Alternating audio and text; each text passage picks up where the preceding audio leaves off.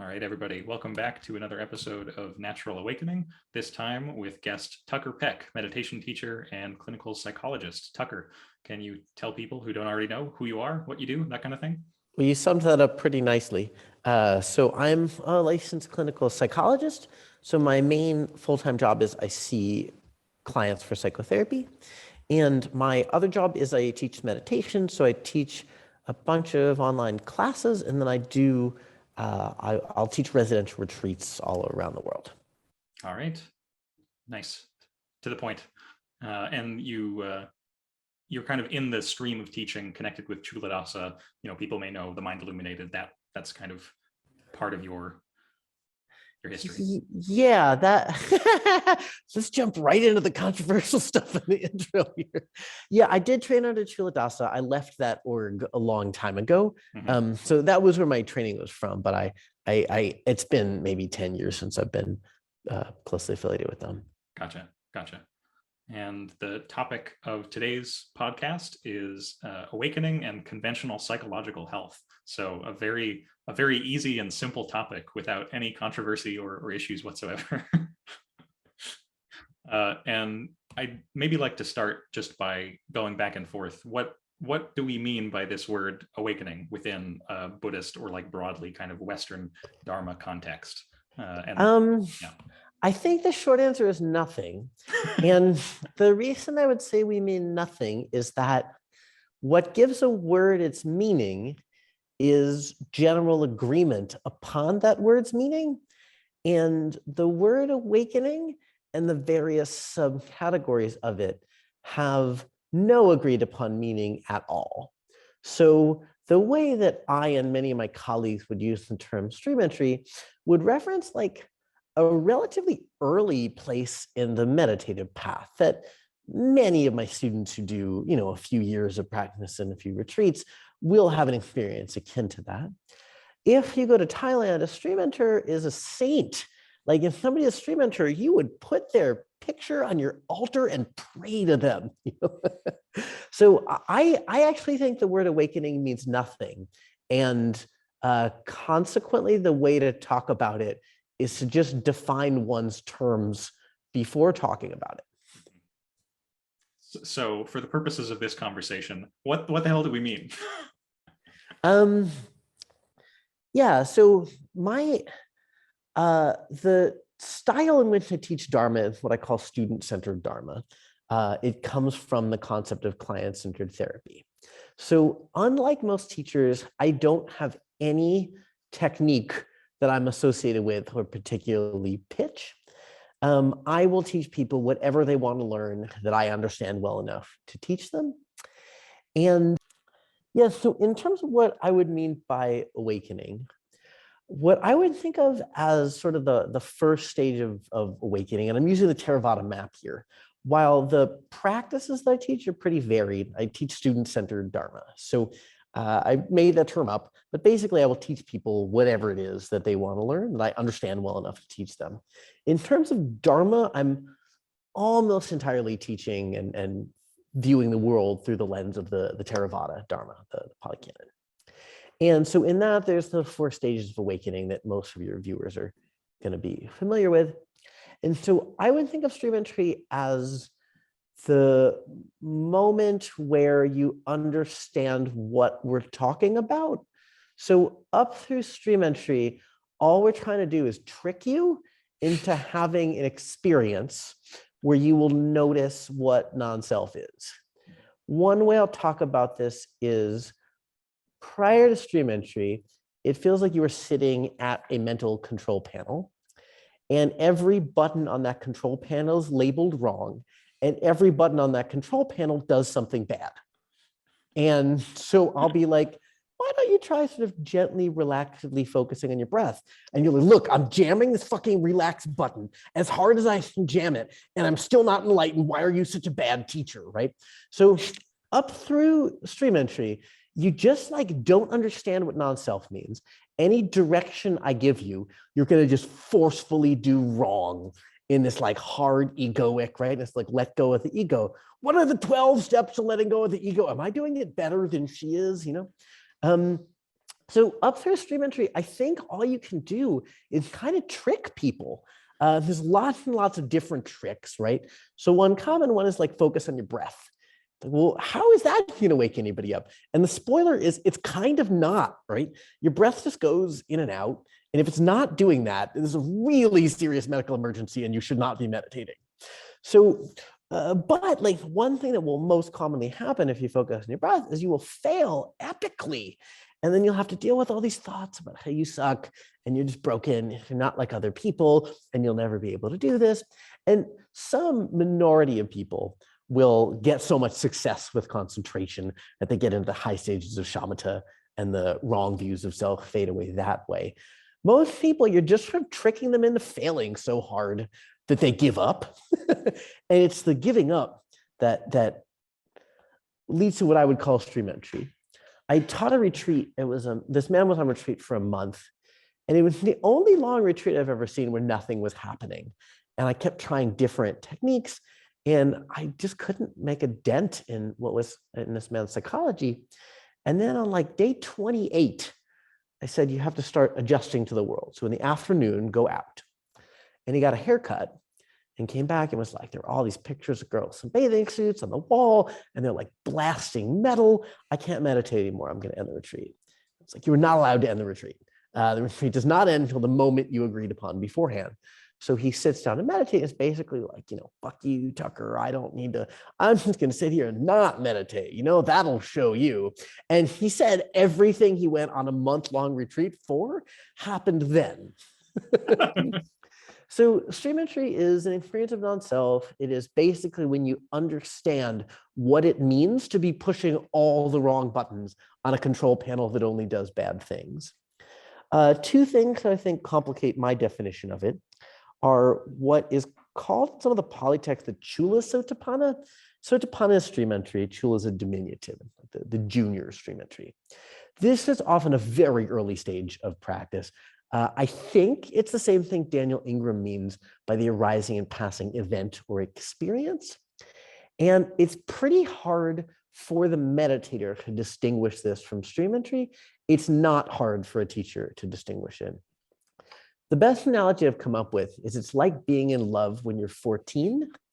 And it's just like, we can't talk to the parents about love. They don't even know what that means. We invented it. It comes with this like mania and this narcissism. When I had chula sotapanna, if you asked me if I was a prophet, I wouldn't have just like out and said yes, but I wouldn't have instantly and unflinchingly said no, right? There's like manic narcissism, this immaturity that comes with it. So I think that's one weakness of my definition, but a teacher can very easily tell. Like I had a musician ask me one time, how do you tell if somebody is a stream enterer? And I was like, okay, let's say he's a drummer. Let's say I'm going to tell you I'm a drummer. How long would we need to talk before you knew that I wasn't? It's like 30 seconds. It's like, if somebody's an expert in something you're an expert in, you can tell in seconds, unless they're really sort of a high quality actor who is trying to deceive you. Barring that, you can tell very quickly. I think the other hole in my definition is some people will have Magapala experience, the world blinks out, it blinks back on, and everything is totally different, and your jaw drops. And when this happened to me, I didn't know Magapala was a real thing. And it was so dramatic. It was like, I thought maybe there were 3 stream enterists in the whole world. And it was so dramatic that like, obviously there are now 4. And, I found out later that there are lots and lots of them.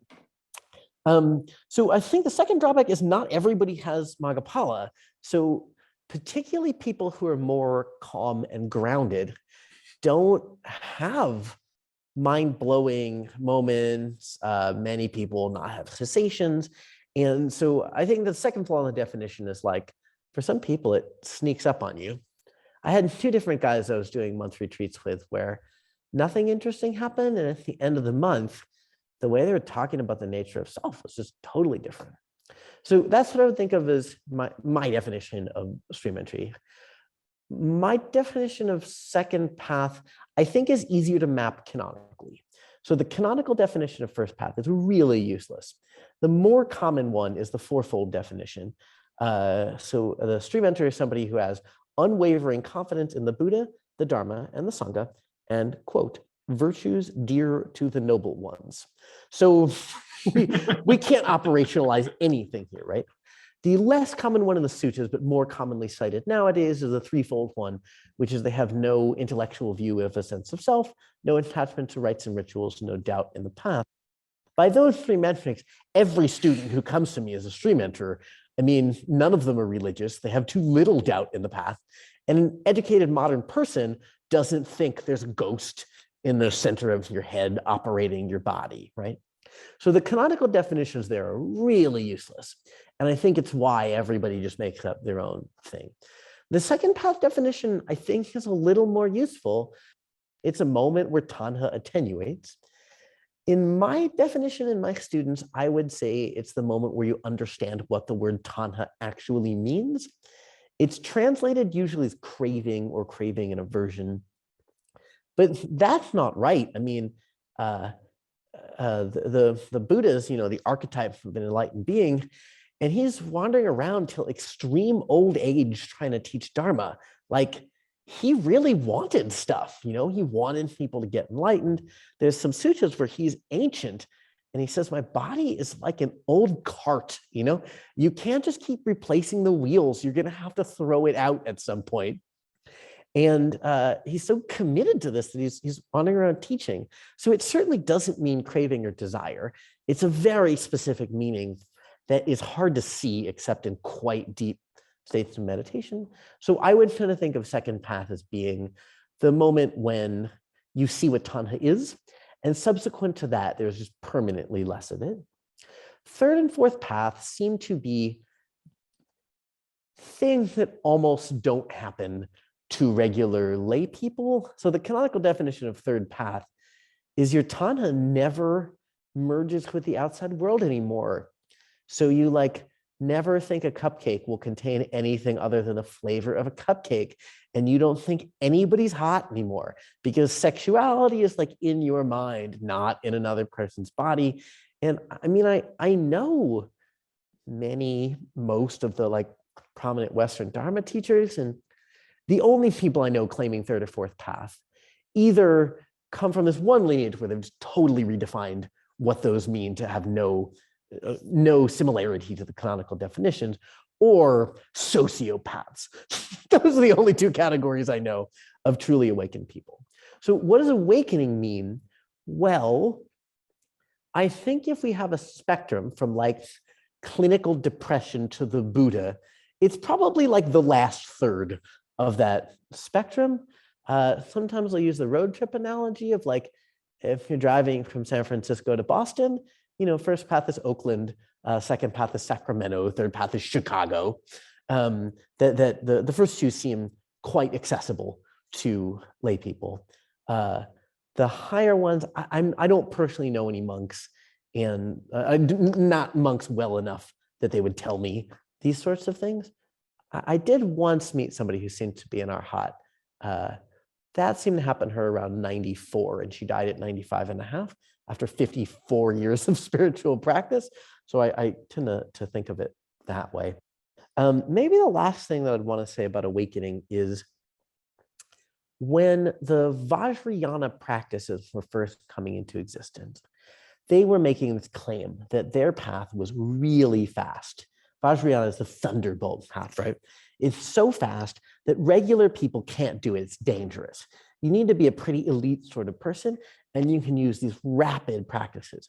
And enlightenment is so fast, it will only take your entire life.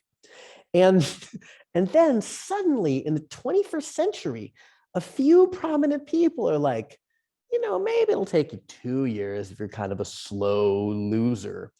And I tend to call these damned lies, where my definition of damned lie would be a lie where there's nothing true that could possibly be mistaken for that claim.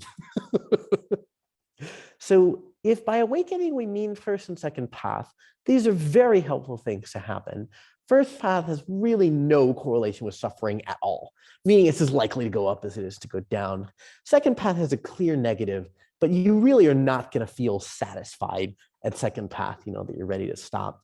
The Buddha's analogy is, he says, what's more, monks, the amount of dirt underneath my fingernail or the amount of sand in the basin of the river Ganges, which in retrospect makes you wonder why I didn't just clean his fingernail. There's actually no dirt under mine right now, but that's not important.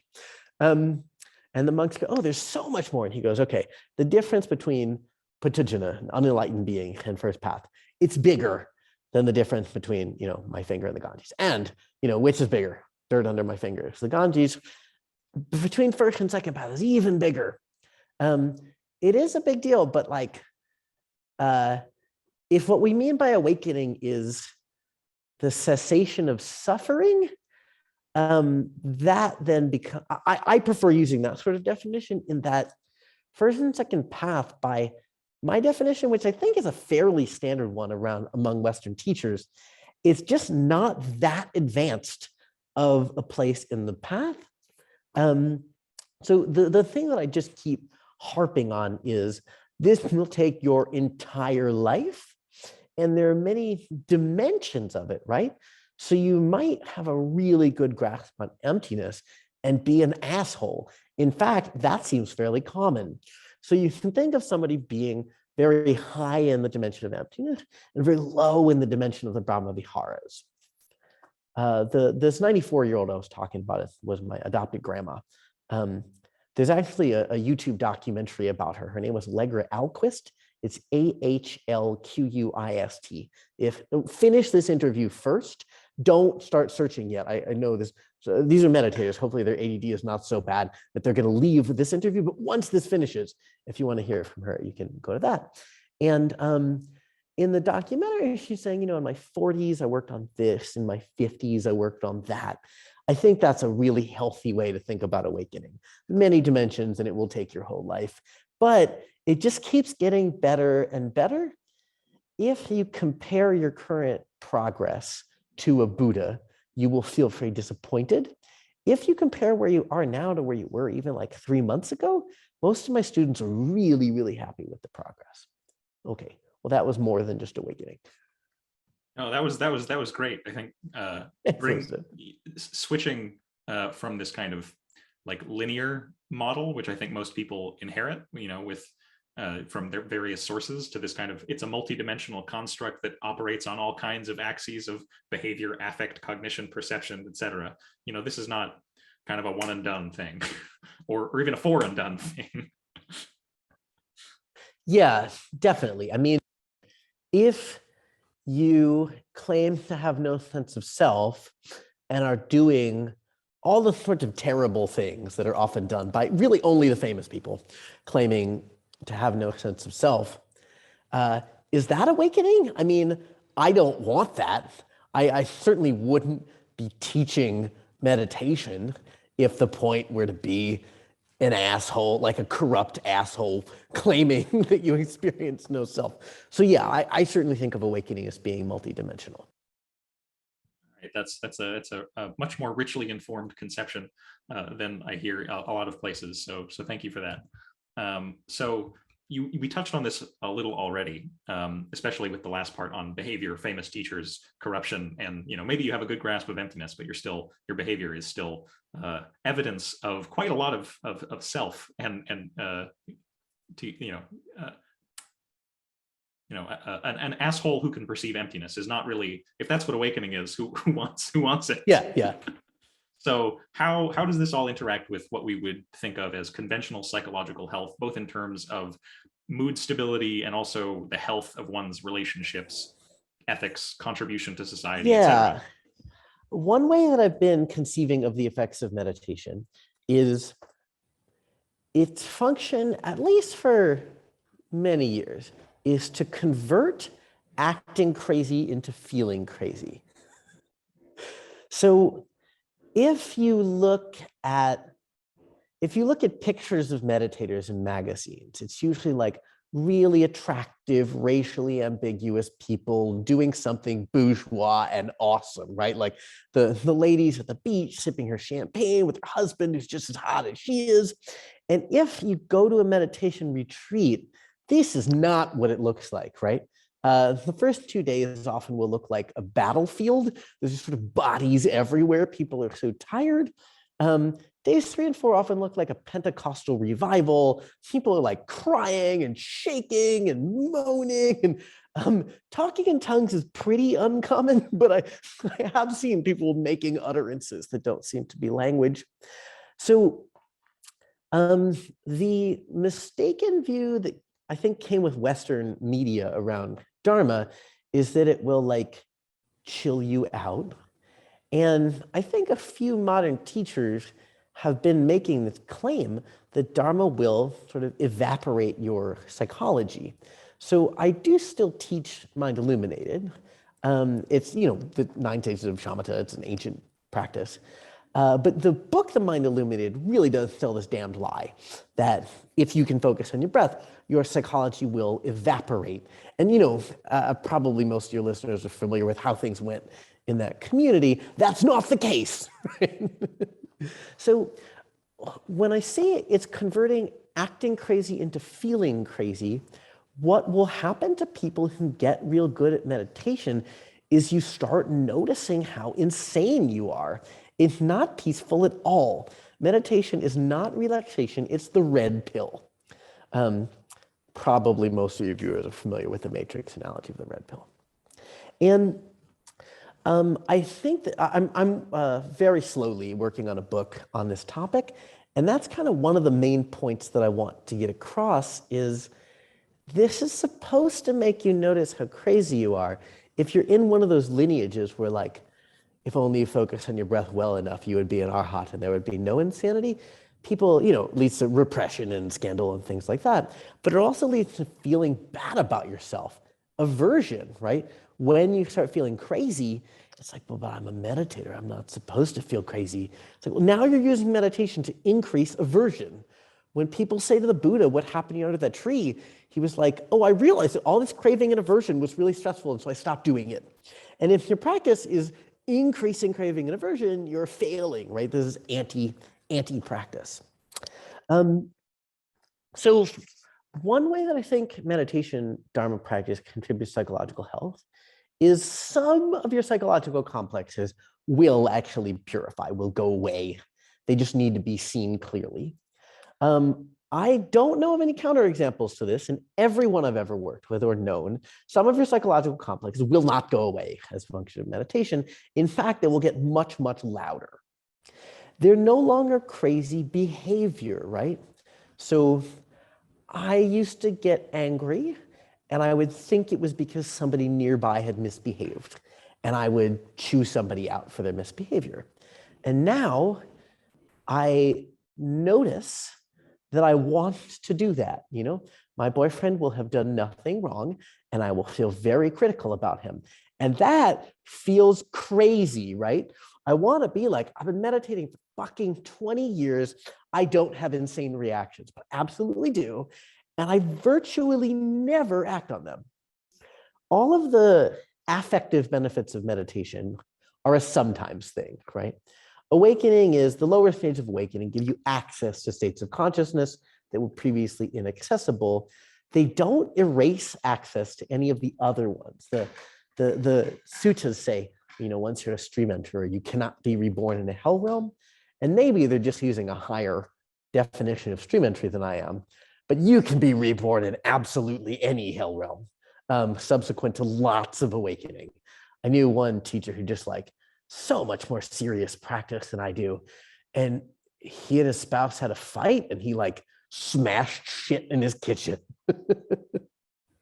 I've actually heard that story twice from two different teachers. I don't know people who can't get triggered, So you will always have this capacity, as far as I've seen the path, you always have this capacity to feel crazy, to get triggered. But the path leads me almost never acting crazy. That's one way that it will heal your psychology. Another, as I mentioned, is some of the psychological things do heal. Most of my psychotherapy practice is with advanced meditators, just because I became known in that community, people seek me out. but I keep about 20% of my caseload randos who found me through the insurance companies because I don't want to get rusty.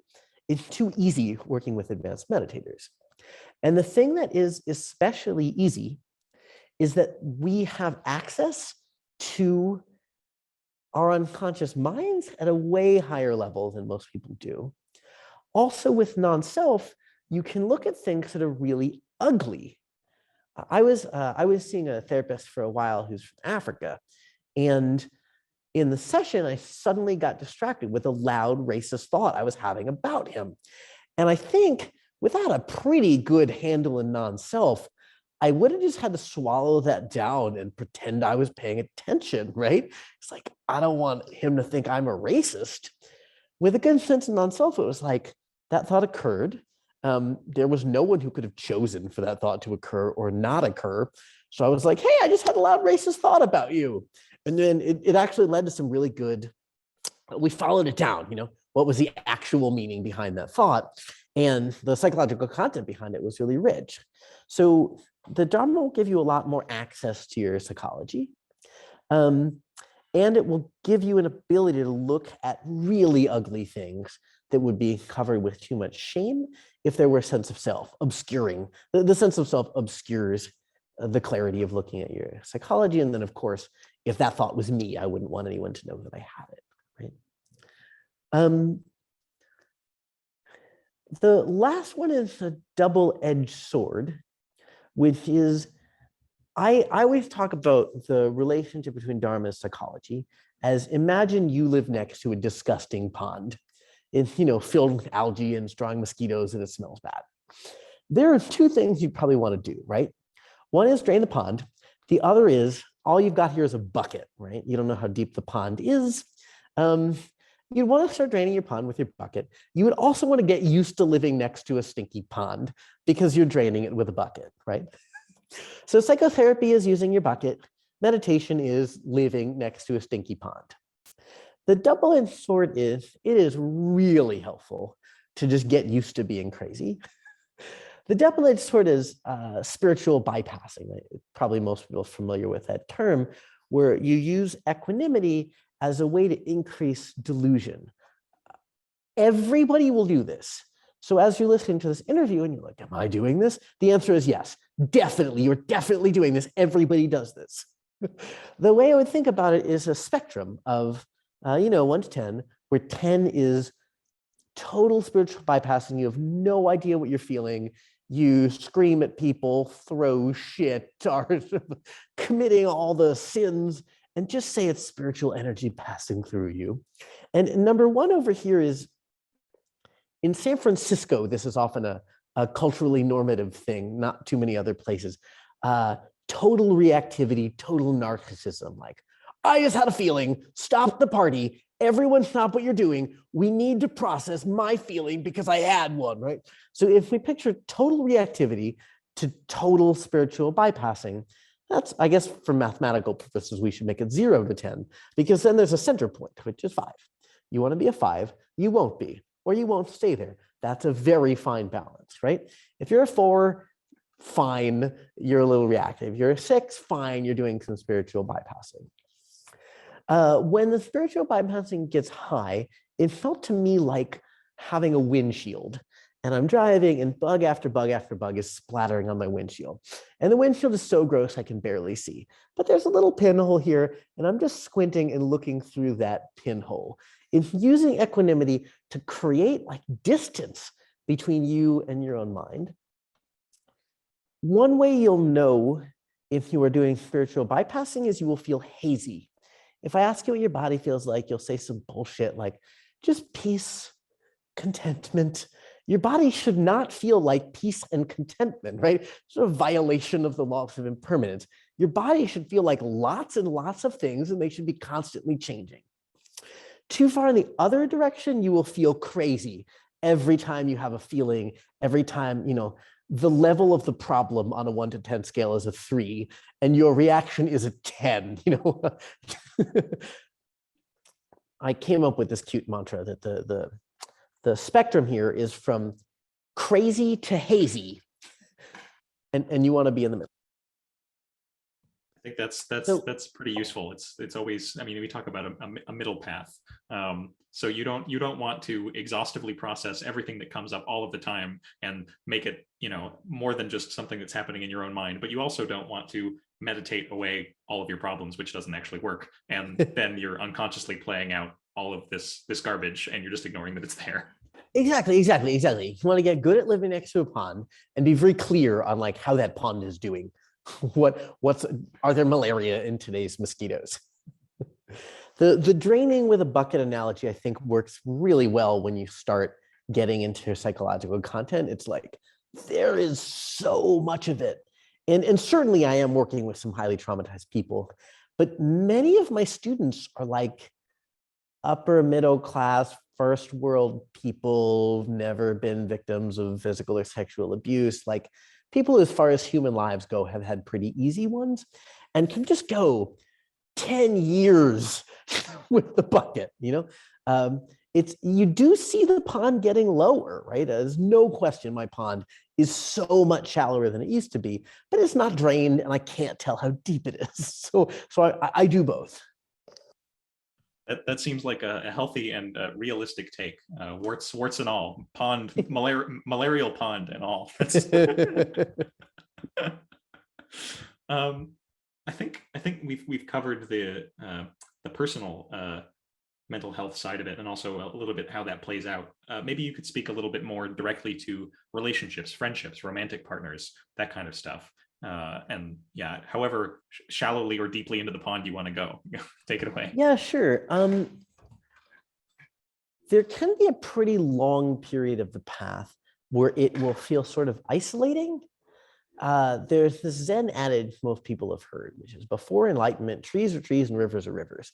And you're partially enlightened being, trees are not trees and rivers are not rivers. And to an enlightened being, that trees are trees and rivers are rivers.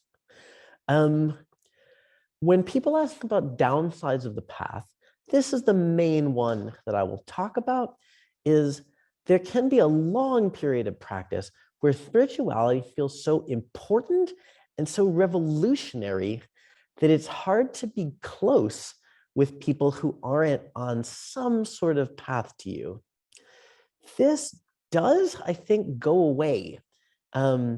My partner has meditated maybe half a dozen times. The guy I teach with, Upali, is been married for many years to a woman who doesn't meditate at all. And both of us are super happy. When you first start getting a good handle on the spiritual stuff, it feels mind-blowing. And now it doesn't feel mind-blowing. Goenka uses this term surgery a lot, that you're doing like a surgery on yourself. And that's what it has felt like, that ultimately so many weird things have happened to me on the path. I try to find things I definitely don't believe in, and it's hard. Bigfoot. Because you need like a large enough population of Bigfoots to continue reproducing. And there's no way there's like a population that's viable. Anyways, it's hard to find things I don't believe in. Bigfoot, not the point. So many weird things have happened to me, but now they don't feel very important. What feels important is like the Four Noble Truths, which is I used to do this stupid thing absolutely constantly, and now I don't do that thing quite as much, and I'm like smarter and happier. So your question was about relationships. There can be this downside to the path on relationships. Besides that, I've found really only upsides. It's a lot easier to see Chris is the name of my partner. That'll probably come up again. It's a lot easier to like see him for who he is than to see what I need in him. And when you're looking at your partner for what you need in them, it's just easy to get upset and disappointed. Last night, we had a bunch of plans and his mom was bringing over cinnamon rolls. And it's like, we can't do any of these plans. We have to be here to pick up the cinnamon rolls. It's like, what if we don't? It's like, no, I promised we must be here for the cinnamon rolls. And it was easy to just be like, you know what? You are sort of 96% the man of my dreams. And if you are gonna freak out about cinnamon rolls, I don't care. And I don't think it would have been easy to be so accepting before. It would have been like, what does that mean about me? There's also, with real spirituality should come humility, right? My most advanced students humility becomes almost the main thing we talk about. And so it becomes easier to be like, I think he's acting crazy right now, but I act crazy sometimes. Like, this is a good partnership. So I found relationships become a lot easier because I'm not seeing people for what I need from them. I'm seeing them for what they are. And I can find, platonic relationships too in my life that are an 87% match. And I don't hyper focus on the 13. I can just sort of let them do their 13%. I think that's what I have to say about that.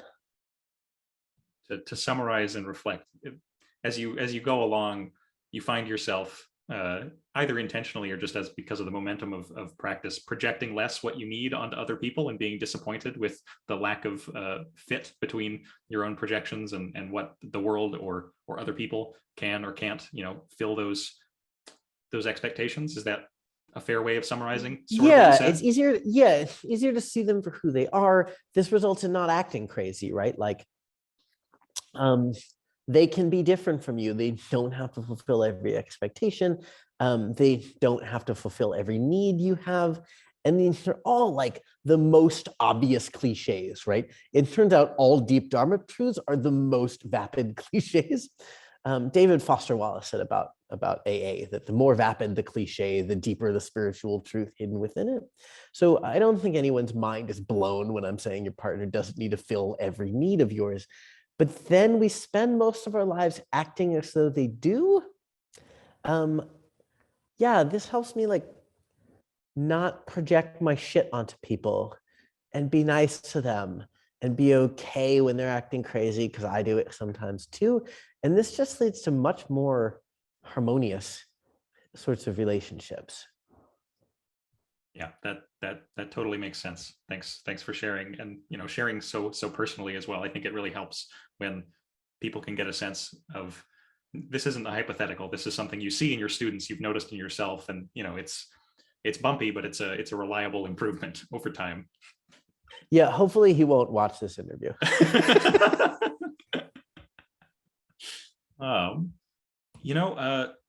If we could say a little bit about ethics more generally, your comportment towards your community, society in general. Is there a relationship there? And ethics is a super fraught topic. I'm going to actually take a controversial stance here. Mm-hmm. I don't think you can have a deep understanding of emptiness and be an asshole.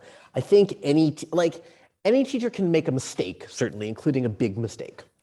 I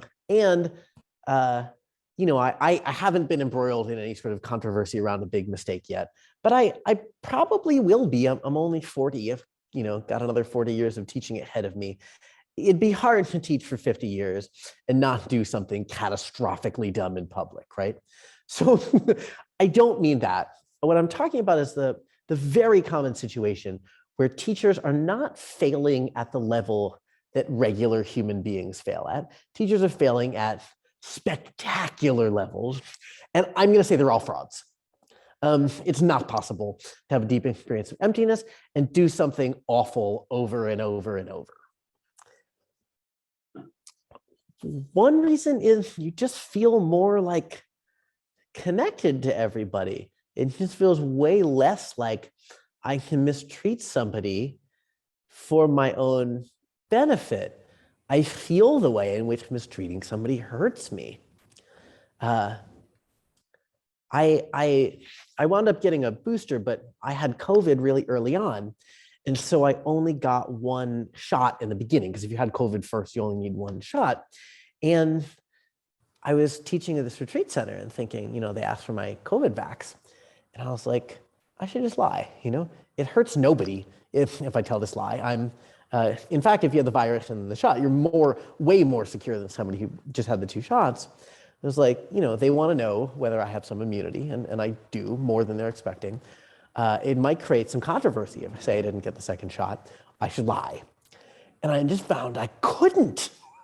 Like, I can feel the way that it's going to hurt me, that it's going to create a schism, a difficulty between me and interacting with people at the retreat center. It's going to do like permanent damage to our relationship, to tell a lie that would otherwise hurt nobody. So one component is you feel more connected to people. Another component, I've never really seen this written about anywhere, but it happened to me, and a lot of my students have said the same. Morality starts becoming a sense realm. If I'm about to do or say something stupid, I will freeze. My tongue won't say it. And consciously, I often don't know what's stupid, but I'm about to say something and my tongue won't move. And then I'll reflect on like, why is my tongue freezing up here? Yeah, morality becomes this felt sense where it's just harder to do a stupid thing. There's also, this is maybe some repetition, but it's really impossible for me to believe that hurting somebody for my benefit is beneficial to me in a one-on-one situation, right? So in our society, the way we cause damage is so complex, right? So I'm not perfectly vegetarian. I don't check the label on my clothes to figure out how much damage was done to the person who made those clothes, and so on. I don't mean to say I live with ethical purity, but the kind of thing where I'm like taking advantage of my students to their detriment because it would be good for me, that's not a thing I would feel capable of doing like repeatedly on purpose. Yeah, that makes sense. The most interesting thing there is morality becoming a sense realm. It's almost like the impulse comes up and it's just like seeing, oh, there's dissonance there, even if you can't, you wouldn't quite understand what the full ramification is. It's just the intention is, it's just so obvious. And that's actually the orthodox position. So it's what you're saying is controversial, but should it be? I got to know one teacher over the course of a few weeks who was a total fraud. He was the only teacher I've met who has no understanding of anything and is actually a pretty great teacher. You can definitely have an intellectual understanding of this stuff and teach it well and not have any experience of it. And I think that's the case when these this sort of common situation where sociopaths produce awakened great teachers, that's like a super common situation. In fact, if I try to name like a high-level Dharma sociopath, I think invariably talk about like an awakened, wonderful person who's come out of that lineage. It's weird, complex, and layered with things that don't quite fit, our perhaps naive expectations of tradition, of Dharma, of the goods that come from meditation, or how those goods are produced, much like our consumer lives, in fact. Yeah. Did you ever see the movie Kumare? No, although I've heard. Oh, is that about the movie about the fake guru? That's right. That's right. Yeah. I haven't seen it, but I would like to. Oh my God, yeah. I make it required viewing for anybody getting into Dharma leadership or Dharma teaching. I don't want to totally ruin the plot, but you learn this in the first couple minutes. It's an Indian American guy, sort of like a stoner burnout, who doesn't understand why his grandma looks so peaceful when she's praying. So he grows out his hair, learns to fake her accent, and declares himself the Indian guru Kumare. And I think a lot of how fraud teachers produce real students comes out over the course of that documentary. Interesting, fascinating. Well, I will definitely watch that one then. All right, is there anything we haven't covered that you would like to here towards the end?